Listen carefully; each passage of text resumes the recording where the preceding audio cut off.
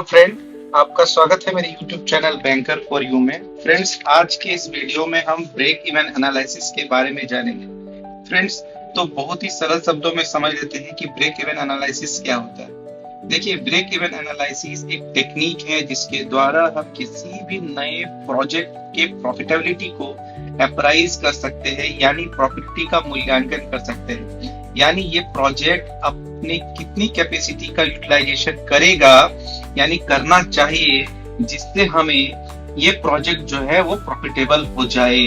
ठीक है, देखिए यहाँ पे जो ब्रेक इवन एनालिसिस है वो generally cost, volume and profit, इन तीनों के बीच के रिलेशनशिप को क्लियरली बताता है।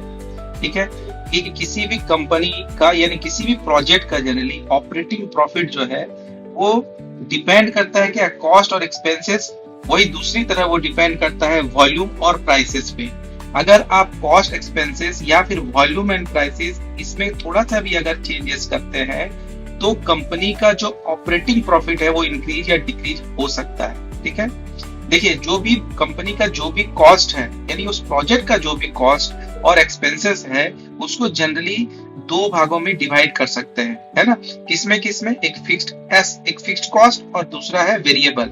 यानी कुछ कॉस्ट ऐसे होते हैं जो फिक्स्ड होते हैं और कुछ कॉस्ट ऐसे होते हैं जो कंपनी के सेल्स के साथ या कंपनी के प्रोडक्शन के साथ या कंपनी के यूटिलाइजेशन ऑफ कैपेसिटी के साथ वो कॉस्ट बदलते रहते हैं। ऐसे कॉस्ट को क्या, वेरिएबल कॉस्ट कहा जाता है। ठीक है, सपोज कीजिए अगर कोई कंपनी चल रही है या कोई यूनिट चल रहा है तो उसमें उसका अगर कोई लीज रेंट हुआ सपोज कीजिए, या उसने कोई लोन ले रखा, तो उसमें इंटरेस्ट जो है वो हमेशा लगेगा, चेंज नहीं होगा, है ना। वो चाहे उसकी प्रोडक्शन कम हो, ज्यादा, उसको इंटरेस्ट पे लोन देना ही पड़ेगा।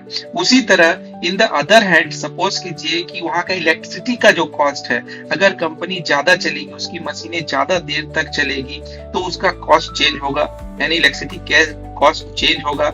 या फिर आप ऐसे कर सकते हैं कि प्रोडक्शन बढ़ने पे उसका रॉ मटेरियल का कॉस्ट जो है वो चेंज होगा, है ना।